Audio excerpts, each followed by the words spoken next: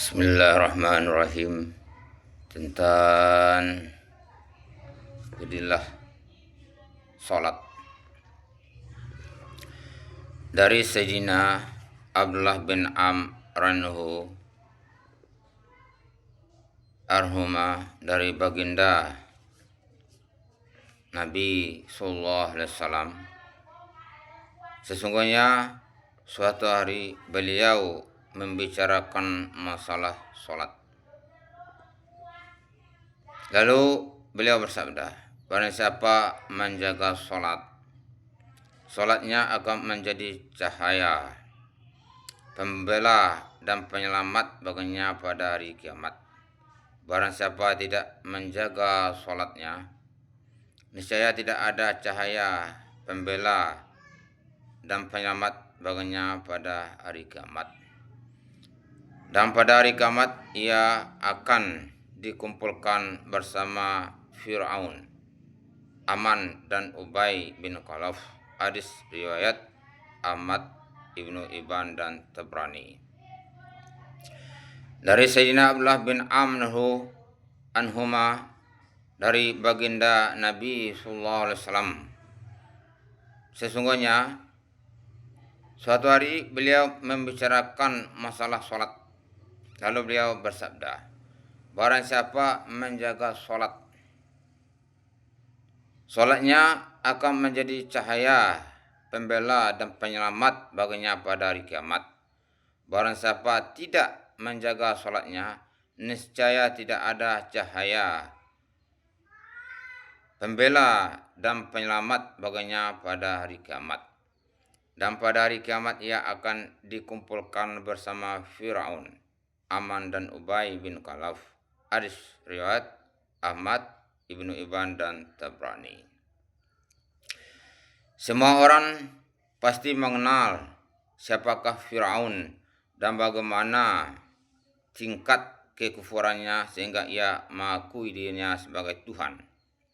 Aman adalah menterinya, sedangkan Ubay bin Khalaf ialah musuh besar Islam dari kaum musyrikin Mekah.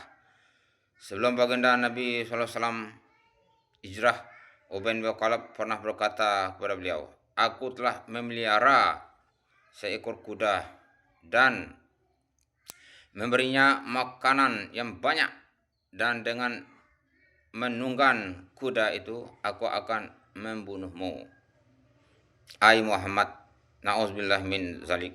Baginda Nabi SAW menanggapi, insyaallah aku yang akan membunuhmu. Ketika terjadi perang Uhud, Ubay bin Khalaf mencari baginda Nabi SAW dan berkata, jika Muhammad lolos dariku hari ini, maka tidak ada kebaikan bagiku untuk tetap hidup. Ketika ia menemukan baginda Nabi sallallahu alaihi wasallam, para sahabat hendak membunuh dari jauh, tapi baginda Nabi SAW mencegah mereka, biarkan ia mendekat.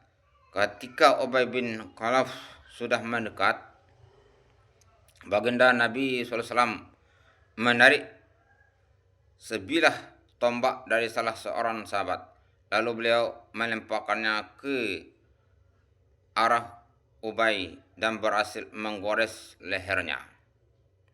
Meskipun hanya tergores sedikit, Ubay terjungkal dan dari kudanya. Selanjutnya sambil jatuh bangun ia berlari kepada pasukannya seraya berteriak, demi Tuhan, Muhammad telah membunuhku. Meskipun teman-temannya menenangkan dia dengan berkata, jangan khawatir, itu hanya goresan, dia tetap meyakini ucapan baginda Nabi SAW. Ketika di Mekah, insyaallah aku yang akan membunuhmu. Demi Tuhan, seandainya Muhammad hanya meludahiku saja, aku pasti mati. Ubay bin Khalaf terus berteriak seperti seekor sapi jantan. Abu Sufyan yang saat itu menjadi panglima perang mereka mencemooh Ubay bin dan berkata, cuma goresan saja. Mengenai mengapa kamu bertiak-tiak seperti itu, Ubay menjawab, tahukah kamu siapakah yang telah melukaiku? Dia adalah Muhammad. Aku bersumpah demi Lata dan Uzza, seandainya penderitaanku ini dibagikan ke seluruh orang Izzat, niscaya mereka akan binasa. Di Mekah Muhammad telah berkata, aku akan membunuhmu. Saat itu pula aku yakin bahwa aku akan mati di tangannya. Aku tidak dapat lari darinya. Jika setelah berkata seperti itu Muhammad meludahiku saja, pasti aku akan mati saat ini juga.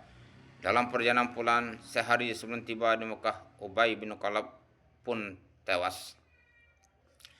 Perhatikanlah, seharusnya kita merasa cemburu dan menjadikan hal itu sebagai pelajaran bagi kita. Sekalipun Ubay bin Khalaf seorang kafir tulen, musuh baginda Nabi SAW, dia sangat meyakini dan tanpa ragu sedikit pun terhadap ucapan beliau tentang kematian dirinya.